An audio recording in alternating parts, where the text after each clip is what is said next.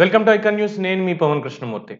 రేపు 6వ తేదీన 2 తెలుగు రాష్ట్రాల ముఖ్యమంత్రులు చంద్రబాబు నాయుడు గారు, రేవంత్ రెడ్డి గారు ఇద్దరూ కూడా మర్యాదపూర్వకంగా భేటీ అవ్వబోతున్నారు. చంద్రబాబు నాయుడు గారు లేఖ రాసి గౌరవనీయ రేవంత్ రెడ్డి గారికి, తెలంగాణ ముఖ్యమంత్రి గారికి ఇలాగ రాష్ట్రానికి సంబంధించినటువంటి విభజన హామీలు ఏవైతే ఉన్నాయో అవి కేంద్రాన్ని అమలు చేయడం కోసం మనం పట్టుబట్టాలి. అట్ ద సేమ్ టైం విభజనకు సంబంధించి తెలంగాణ నుంచి ఆంధ్రాకి రావాల్సినవి, ఆంధ్ర నుంచి తెలంగాణకు రావాల్సినవి కూర్చొని సామరస్యపూర్వకంగా వాటిని పరిష్కరించుకుంటే ప్రస్తుతం మాకున్నటువంటి పరిస్థితుల్లో మాకు ఏది అందుబాటులో ఉన్నా కూడా మాకు అది ప్లస్ పాయింట్ అవుతుంది. అలాగే తెలంగాణకు కూడా మేము ఇవ్వాల్సి వచ్చింది ఏమన్నా ఉంటే వాటిని కూడా మేము ఇవ్వడానికి సిద్ధంగా ఉన్నాం. అందులో ఎటువంటి ఇబ్బంది లేదు. సామరస్యపూర్వకంగా పరిష్కరించుకుందాం అని చెప్పి పిలుపునిచ్చారు. దానికి రేవంత్ రెడ్డి గారు కూడా లేఖ రాసి తప్పకుండా ఇద్దరు కూర్చొని మాట్లాడదామండి. 2 తెలుగు రాష్ట్రాల అభివృద్ధే మనకు కావాల్సింది అని చెప్పి ఆయన చెప్పడం జరిగింది.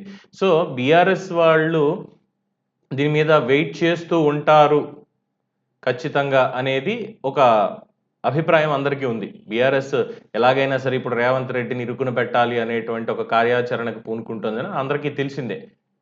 అక్కడి నుంచి కేసీఆర్ అండ్ కో చేసినటువంటి విన్యాసాలు చూశాంగా. నాకున్నటువంటి సమాచారం ప్రకారం ఆంధ్రప్రదేశ్లో మళ్ళీ జగన్మోహన్ రెడ్డి అధికారంలోకి రాబోతున్నాడు, ముఖ్యమంత్రి ఆయనే అవుతాడు అని చెప్పి ఎన్నికలకి కేసీఆర్ ఓడిపోవడానికి ముందు చెప్పినటువంటి విషయం అంతా కూడా మనం చూసాం కదా. సో ఏమైంది దేవుడి స్క్రిప్ట్ అనేది అందరికీ తెలిసిందే. అయితే అసలు ఇంకా భేటీ కాలేదు. ఆలు లేదు, చూలు లేదు, కొడుకు పేరు సోమలింగం అని సామెత చెప్పినట్టు ఇంకా భేటీ కాలేదు కానీ విష ప్రచారానికి బీఆర్ఎస్ తెరతీసింది సిగ్గనేది లేకుండా.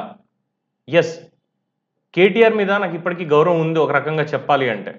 ఎంత తను సర్కాస్టిక్గా ట్వీట్లు కానీ ఇంకోటి కానీ వేసినా ఏం చేసినా కానీ ఒక ఉన్నత విద్యావంతుడిగా తనకున్నటువంటి తెలివితేటలు కానీ ఇవి కానీ వాటిని చూసినప్పుడు ప్రజలకు అందుబాటులో ఉండేటటువంటి తత్వాన్ని గతంలో ట్విట్టర్లో చూసినప్పుడు నిజంగానే ఒక అడ్మిరేషన్ అనేది ఉండేది. బట్ మళ్ళీ చెప్తున్నాను, నాకు ఆ గౌరవం కూడా పోయింది. ఎందుకంటే వాళ్ళ official BRS handle, Twitter handle నుంచి సోషల్ మీడియాలో వాళ్ళు చేస్తున్నటువంటి విష ప్రచారాన్ని చూస్తే నిజంగానే డోకొచ్చేలా ఉంది. మరి ఇంత దిగజారిపోయి బతకాలా? ఇంత దిగజారుడు రాజకీయాలు చెయ్యాలా? ఇంత దిక్కుమాల పనులు చేస్తే తప్పితే వీళ్ళు ప్రజల్లో మనుగడ సాగించలేరా అన్న అభిప్రాయానికి వచ్చేసాను నేను. ఇది నా వ్యక్తిగత అభిప్రాయం. మరి చూసిన వాళ్ళు మీరేమనుకుంటారో నాకు తెలియదు. ఒకసారి వాళ్ళు వేసినటువంటి పోస్ట్ని మీరు చూడండి.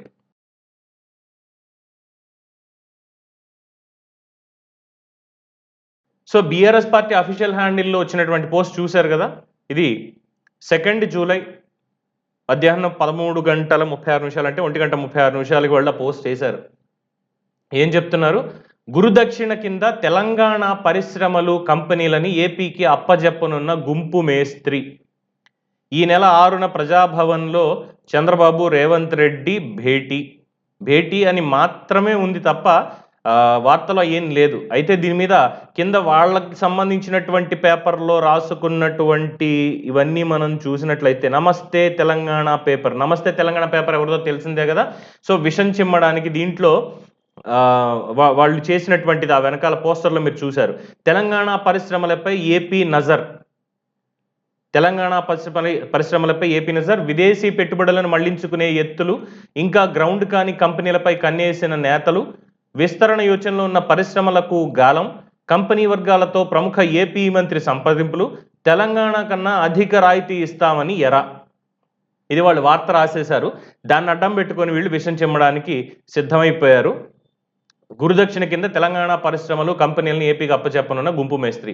ఇదన్నమాట వీళ్ళ భేటీ వెనుక అసలు రహస్యం. తెలంగాణ పరిశ్రమలపై ఏపీ నజర్, వాటిని అప్పచెప్పేందుకు గురు శిష్యుల భేటీ. తెలంగాణ రాష్ట్ర ప్రయోజనాలకు గొడ్డలి పెట్టుగా మారనున్న రేవంత్ గురుదక్షిణ. చెప్పు తీసుకుని కొట్టేవాడు లేక బీఆర్ఎస్ వాళ్ళు ఇలాంటి కుక్క కోతులు కారు కోతులు కూస్తున్నారు. ఏంటిది? చంద్రబాబు నాయుడు నిజంగానే తెలంగాణ మీద కన్నేసి తెలంగాణలో ఉన్నటువంటి కంపెనీల్ని వీటన్నిటిని లాక్కుపోవాలి అంటే కేటీఆర్కి తెలియదా? ఫస్ట్ మైక్రోసాఫ్ట్ డెవలప్మెంట్ సెంటర్ అనేది హైదరాబాద్లో పెట్టించినటువంటి చంద్రబాబు అక్కడి నుంచి బిల్ గేట్స్తో మాట్లాడి ఏపీకి తరలించకపోలేడా అని?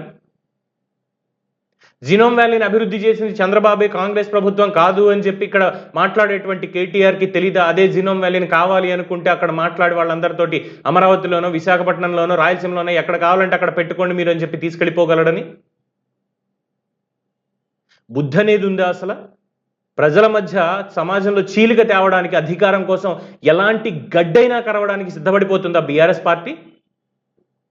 మరి ఎక్కడికి వెళ్ళింది? 2019 నుంచి 24 వరకు ఉన్నటువంటి మీ దోస్త్ జగన్మోహన్ రెడ్డి తోటి మీరు పడ్డ లాలూచి, ఆంధ్రప్రదేశ్కి సచివాలయంలో ఉన్నటువంటి వాటా భవనాలన్నింటినీ కూడా మీ కొత్త రాజసౌధం కట్టించుకోవడం కోసం అప్పుడు ఏమైంది? ఆంధ్రప్రదేశ్కి ఏం కాంపన్సేషన్ ఇచ్చారు తెలంగాణ నుంచి?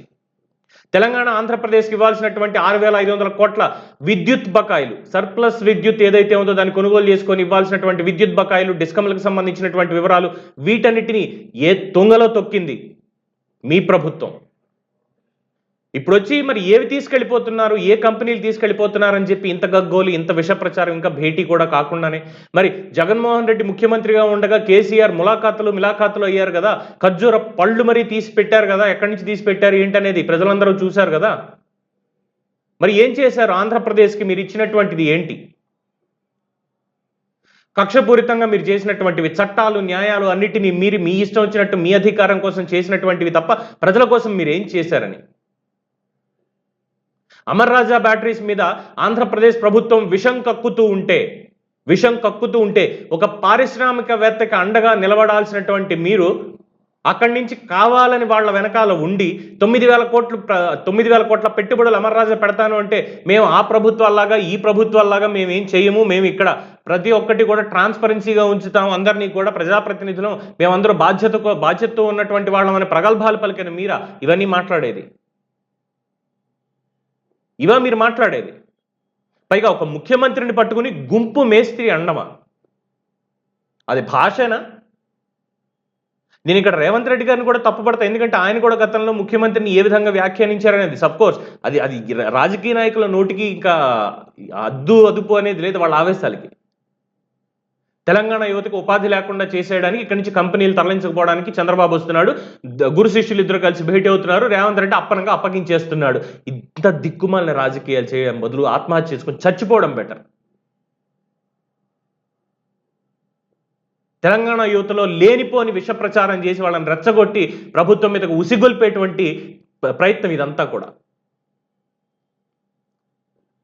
ఓ పక్కన విభజన హామీల గురించి కానీ ఇంకో దాని గురించి కానీ పోరాడాలి, ఇది చేయాలి అని చెప్పి మాట్లాడుతూ ఉంటే దానికి మీ పార్టీ నేత అయినటువంటి హరీష్ రావు గారు పాజిటివ్గా స్పందిస్తూ తెలంగాణ రాష్ట్ర ప్రయోజనాలకు విఘాతం కలగకుండా 2 రాష్ట్రాలు కలిసి సమున్నతంగా ఎదగాలి అనేటువంటి ఆకాంక్షను వ్యక్తం చేస్తున్నాను, దీనికి ముఖ్యమంత్రి గారు ఎటువంటి నిర్ణయాలు తీసుకున్నా కూడా మేము మద్దతిస్తామని ఆయన మాట్లాడుతూ ఉంటే,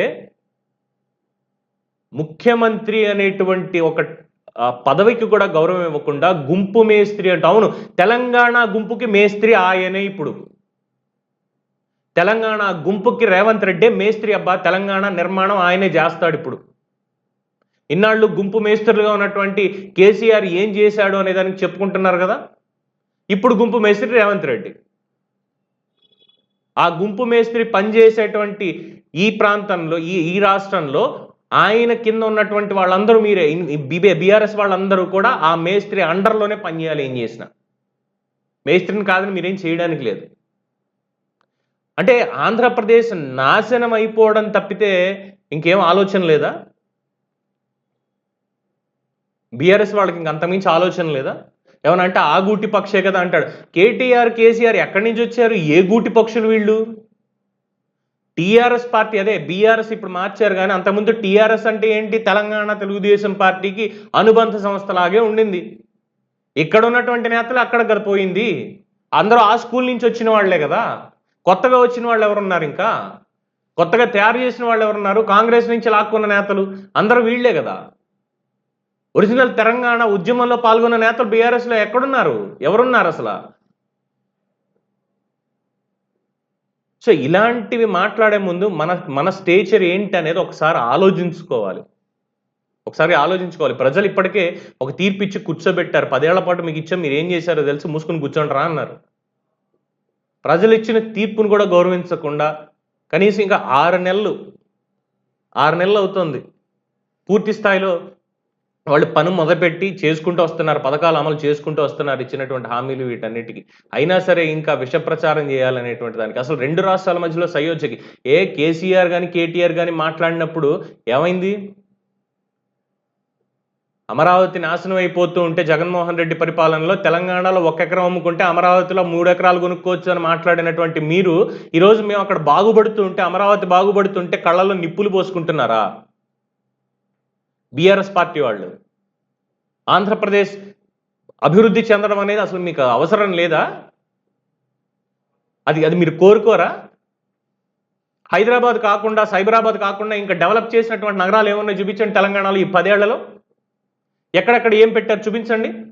అండ్ రెండోది జాకీ పరిశ్రమ కడప అనంతపురంలో పెట్టాల్సిన జాకీ పరిశ్రమ, అక్కడ ఉన్నటువంటి పాలకులు లంచాలు కావాలి మాకు అని వాళ్ళు మా దౌర్భాగ్యం కొద్దీ అక్కడ ఒక్క ఛాన్స్ అంటే ఎన్నుకున్న దానికి ఇగో ఈ దిక్కుమాలిన పనులన్నీ చేశారు. అక్కడి నుంచి ఇక్కడ హైదరాబాద్కి వస్తే వరంగల్లో ఒక యూనిట్ను వేరే చోట ఇంకొక యూనిట్ పెట్టేలాగా ఒప్పందాలు మార్చుకున్నది ఎవరు? వైజాగ్లో పెట్టాల్సినటువంటి Lulu mall, international level Lulu mall హైదరాబాద్కి వచ్చేసింది. మరి వైజాగ్కి ఏమైంది?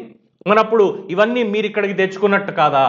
అక్కడ పాలకుడిని పెట్టుకుని ఎలాగో నీ ముడ్డి కింద 32 కేసులు ఉన్నాయి, రేపో మాపో జైలుకు పోతావు, నీకెందుకు, మీ సంగతి మేము చూసుకుంటాం, కలిసి మిలాఖాత్ అవుదాం అని చెప్పి చేసుకొని కలిసి చేసిన దానికి ఆంధ్రప్రదేశ్ సర్వనాశనం. పోలవరానికి అడ్డం పడ్డారు, అమరావతికి అడ్డం పడ్డారు, పారిశ్రామిక అభివృద్ధికి అడ్డం పడ్డారు. ఆనాడు కియా మోటార్స్ కూడా అడ్డం పడేవాళ్లే, కానీ రాయితీలు ఎక్కువ వచ్చాయి, మేము చేస్తామని చెప్పి కొత్త రాష్ట్రంలో కియా మోటార్స్ని అక్కడికి తీసుకురాగలిగారు. అది దార్శనికత. మరి కేసీఆర్ వెళ్ళాడు దావోస్కి, కేటీఆర్ దావోస్కి వెళ్ళి ఏ ఒప్పందాలు తీసుకొచ్చాడు, ఎన్ని కొత్త కంపెనీలు తీసుకొచ్చాడు, ఎన్ని వేల పెట్టుబడులు వచ్చాయి ఇక్కడికి. ఉన్న కంపెనీల ఎక్స్టెన్షన్స్ తప్పితే కొత్తగా తీసుకొచ్చినవి ఏమున్నాయి ఇక్కడ? తెలంగాణ ఉపాధికి ఏమి ఇచ్చారు? డిఎస్సి వేశారు, ఎన్ని డిఎస్సీలు వేశారు, ఎన్ని ఉద్యోగాలు కల్పించారు? ఇవన్నీ కూడా ప్రశ్నిస్తారు ప్రజలు. సో ఆంధ్రప్రదేశ్ అభివృద్ధికి సంబంధించి 2 రాష్ట్రాల మధ్యలో విభజన తర్వాత ఇవ్వాల్సిన వాటాలేవి ఇవ్వకుండా ఇప్పటిదాకా చేసినటువంటి దానికి మీరు ఖచ్చితంగా ప్రజల్లో సమాధానం చెప్పాల్సిందే. తెలంగాణ అభివృద్ధిని ఆంధ్రప్రదేశ్ వాళ్ళు ఎవరు అడ్డుకోవట్లేదు. తెలంగాణ కూడా అభివృద్ధి చెందాలి, ఆంధ్రతో పోటీ పడాలి, మేము తెలంగాణతో పోటీ పడాలనేటువంటి భావనతో ఉన్నారు తప్పితే ఏ ఒక్కరు కూడా తెలంగాణ సర్వనాశనం అయిపోయి మనం మాత్రమే ఎదగాలనుకునే వాళ్ళు ఏ ఒక్కళ్ళు లేరు. అక్కడ ఉన్నారు కొంతమంది స్వార్థపరులు ఉన్నారు. మీ స్నేహితులే, బీఆర్ఎస్ పార్టీకి ఉన్నటువంటి స్నేహితులు వైఎస్ఆర్సీపీ వాళ్ళకి ఆంధ్రప్రదేశ్ అభివృద్ధి అవసరం లేదు. అందుకే ఎన్నికల్లో పరస్పరం సహకరించుకున్నారు ఇద్దరు కలిసి. అందుకే దేవుడి స్క్రిప్ట్ బాగా రాశాడు, ముచ్చటగా మూలం కూర్చోబెట్టాడు. సో బీఆర్ఎస్ పార్టీ వాళ్ళు దయచేసి చెప్తున్నానండి, డోంట్ నెవర్ ఇన్స్టిగేట్ ఎనీవన్. ఇలాంటి తప్పుడు విష ప్రచారాలతోటి దయచేసి ప్రజల్లో విద్వేషాలు రెచ్చగొట్టేటువంటి ప్రయత్నం చేయకండి. ప్రజలు తిరగబడితే తర్వాత ఎవరు రెస్పాన్సిబుల్ కాదు. సో బీఆర్ఎస్ పార్టీ చేస్తున్నటువంటి ఈ ప్రచారం మీద మీ అభిప్రాయాన్ని, తెలంగాణ ప్రజానీకం, ఆంధ్రప్రదేశ్ ప్రజానీకం మీ అభిప్రాయాన్ని తెలియజేయండి కామెంట్స్ రూపంలో. చూస్తూనే ఉండండి ఐకాన్ న్యూస్. నేను మీ పవన్ కృష్ణమూర్తి.